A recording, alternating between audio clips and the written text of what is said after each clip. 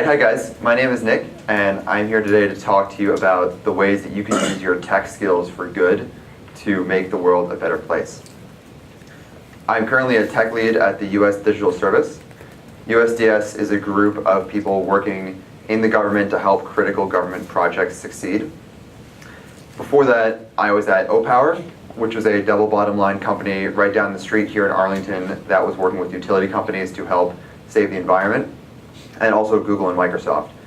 So all of these organizations have different ways that they say they help the world, and that's given me a broad perspective to advise you on if you would like to help the world with your tech skills, different angles you can come at it from.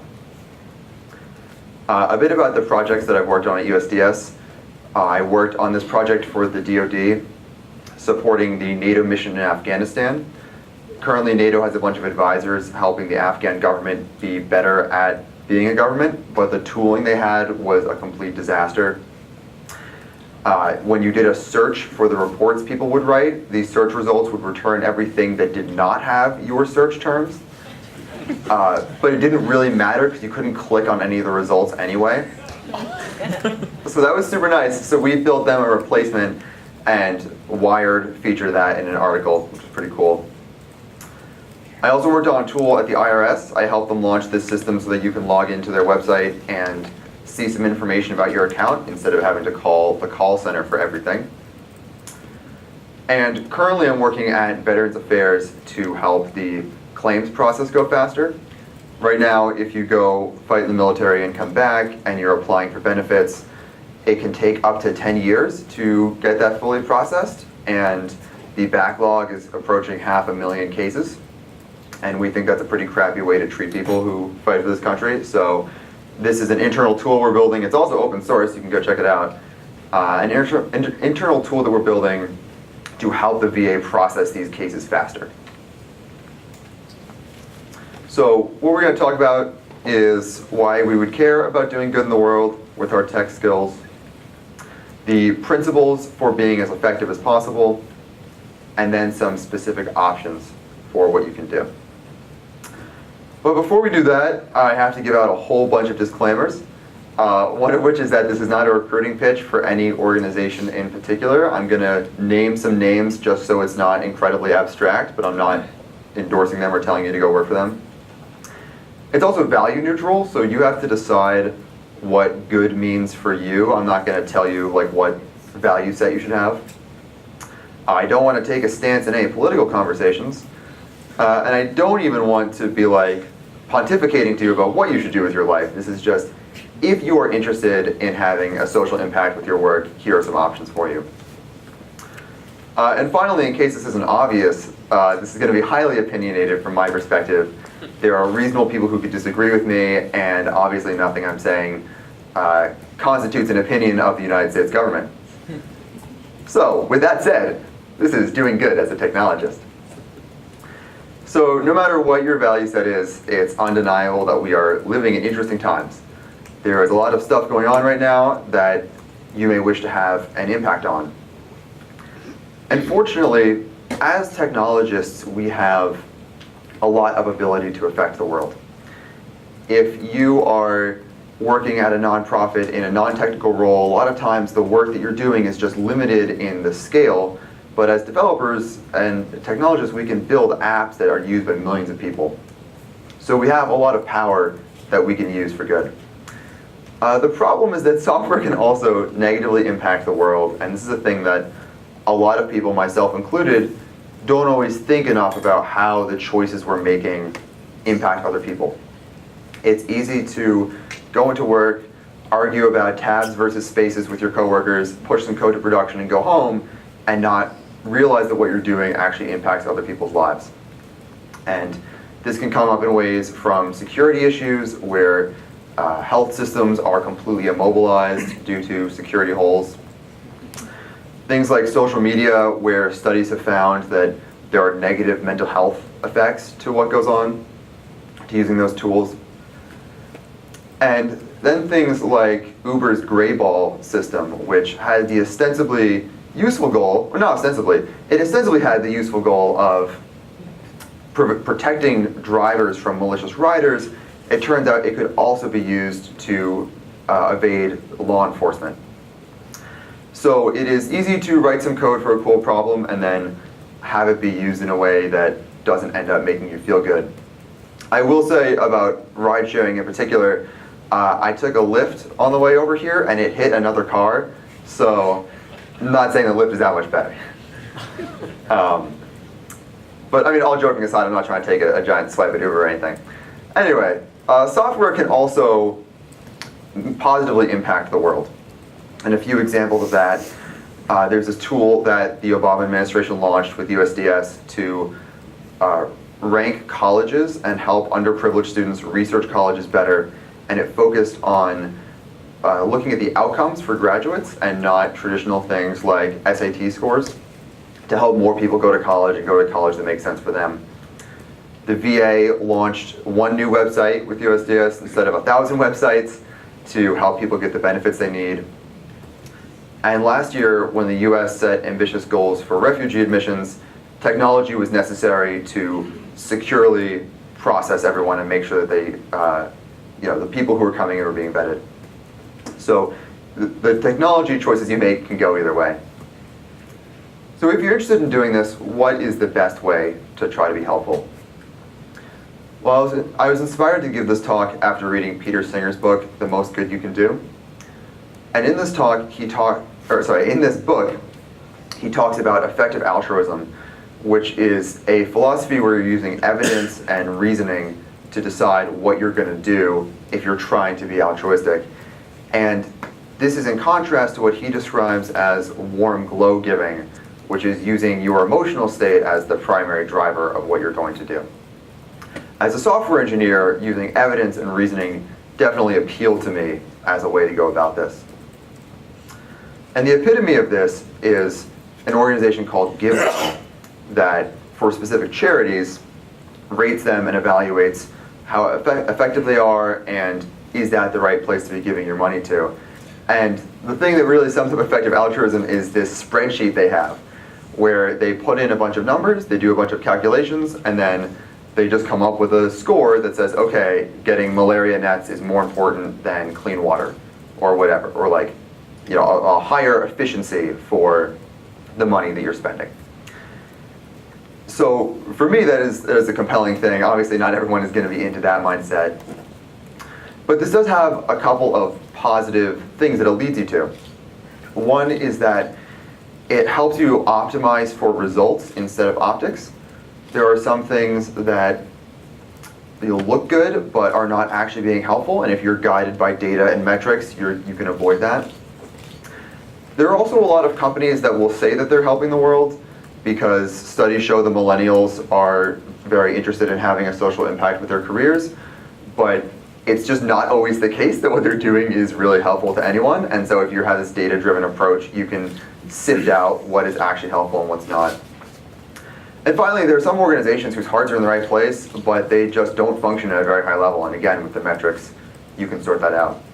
So for me, whenever I get involved with a thing like this, I always want to know, what are we measuring here, and how can we prove that we're making a difference? Because if we're not, there's really no point to us doing this. Another principle is the comparative impact of you versus the person who would have replaced you. So let's say that you're considering working in a tech organization that is doing good in the world, and you think that you are a better than average software engineer, which most people have that belief. The person who replaces you, okay, maybe they'll be average, so you are making an improvement over that. But if you go to a less technical organization, if you go somewhere where your skill set is rare, then the comparative impact you're making can be way bigger, because the person who would have replaced you would try their best but doesn't have the background you have to make a difference with technology. So that's one thing to consider. Another way to think about this is, if I wanted to fight crime, I could be a great digital forensics expert or a mediocre policeman. I happen to be better with computers, I think, than the general population. I think for policemen, I'd be like right in the middle of the bell curve, if that. So I should do the thing where I have the most comparative difference from the next person who would do that job. Another thing to be aware of is the dual use problem. This is a picture of NSA's headquarters. And the NSA has a lot of power to help people or to hurt them, depending on the decisions that the people in this building make. And it is easy to go in and help build tools for an organization because you feel happy with that organization's current leadership and the people who are using it, but then the leadership changes, the tools are used for different purposes, and you could find out that you built something that you actually don't feel that great about being involved in. So it's important to consider that before you start in on a project. A similar problem is when browser vendors introduce a new API for like Chrome extensions or JavaScript or what have you. They have to ask themselves, if I were a malicious extension writer, what is the worst thing I could do to someone with this API? And because of that, you might design the API differently or not build it at all. So if these things are interesting to you, what are some specific ways that you can get involved? Well, first, just a quick disclaimer about that I definitely did not take this text verbatim from anywhere about what you're about to see next. Yeah, this is not a very literate organization. Anyway, so here's a table of different organizations sort of picked at random just to have some examples. I also originally had specific government contractors mentioned, but then they said that was too weird for me as a government employee to mention government contractors, so I replaced them with different colored question marks. But I also figure here in DC, if you guys want to go work for a contractor, you can find one yourself, so I don't really need to point them out to you. So the way that I was breaking it up is technical versus non-technical organizations, and then the different type of space that you're working in, and then whether it's for-profit or non-profit. And we're going to go through each of these and see what the pros and cons are.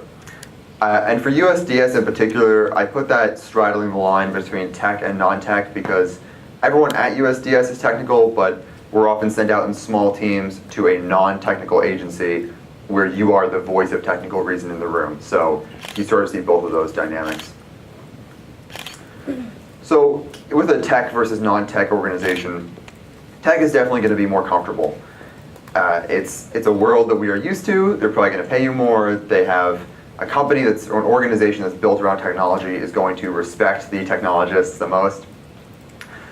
And moreover, if you're working on a software project that's helping the world, you can have a predictable impact every day. You can go in, write some code, push to production, and go home at the end of the day feeling like that was great. That bug I fixed is helping veterans get their benefits or whatever other mission we're on, and you can feel good about that. With non-tech, it can be a lot more painful, but it can also be much higher reward when you win. And so one example of that is in a non-tech organization, you could be trying to help them become more technical, but they are resistant to change. And so it is challenging. They're probably not going to pay you as well. When you're not the thing that the organization does, if it's not centered around technology, you're just not going to get the same hero worship that you often see at tech companies. But when you win, if you can change that whole organization, you'll have a lot bigger impact. Also, working at not purely technical companies can give you a broader range of missions you can work on. So maybe you think that having strong journalism is an important mission right now. You could go work at a news organization, and news organizations have tech teams, so it'll be like a nice middle ground.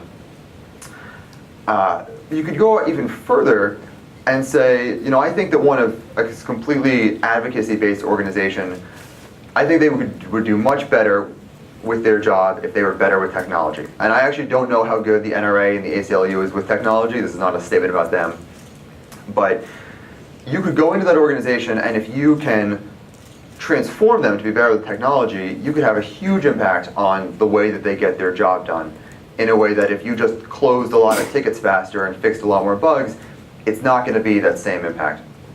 Of course, it's also going to be a much more painful battle, and you could walk away with nothing if you're unable to change the organization. So you have to figure out what level of risk and reward is most interesting to you. Then there's the question of, do you want to work in government or outside of government?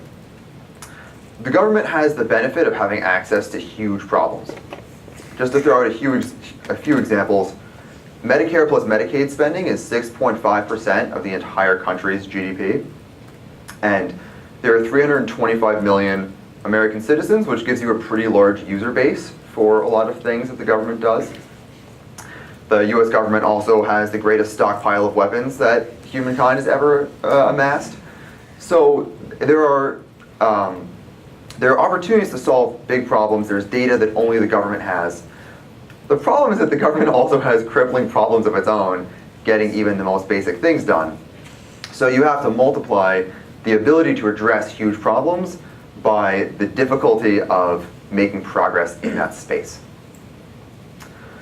If you work at a government contractor, it's sort of an interesting mix of the two. It's probably going to be a more comfortable lifestyle, but you still do get access to some of these problems.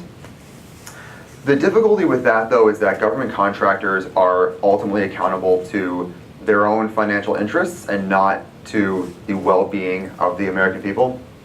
So if you're trying to be an impact-driven person, that is going to be less impactful. And in malignant cases, sometimes contractor desires and American people desires can really diverge. So you got to be sure that you join the right contractor. And then additionally, not everything the government does should be done or is a good thing to do. So you also have to make sure that you're working on the right projects. There are also political organizations, if that is what you're interested in. On the plus side, this could be a highly leveraged thing to do. If you think it really matters who the next president or governor or senator is, and you can help tilt the balance on that, that could have a huge impact for years. The problem, though, is that not all energy spent on the political process is about helping the world. Some of it is just about beating the other team. And that, for me, is not a thing that I want to spend time on, so that's why the political side of things is less interesting. Additionally, I don't have enough ideological overlap with any one party to feel like I just want to promote generally everything they do. So that's why I would choose a more focused thing. But for some people, this is something they find a lot of meaning in. Then there's also for-profit versus non-profit companies. And you can see a range of options here. You have big companies like Google and Microsoft will have philanthropic arms where they spend their excess cash and give their products away to try to make the world a better place. If you go work at that type of company, it is, or that sort of organization, it's very comfortable because you have Google level perks and you can potentially have a lot of resources to play with. The downside is that these efforts are ultimately accountable, again, to the shareholders of that company. So your ability to do good in the world is to the extent that they will let you. Then you have double bottom line companies like Opower, where we would report every quarter on how much CO2 we had saved from entering the atmosphere and how much money we were making. And that can be a good way as well to work at a tech company. It's still pretty comfortable, but it's a tech company that's doing something good in the world. The problem is that there's always going to be that tension between the two bottom lines. And companies can go through identity crises when the economics of the situation change. People always want to pull it in one direction or the other. And so again, it's comfortable, but you're not purely accountable to the mission. And then there are nonprofits, which are purely accountable to the mission, but they have the downside of a big regulatory burden to qualify for that tax status every year, the need to raise money, and just culturally they can move a little slower than for-profit companies.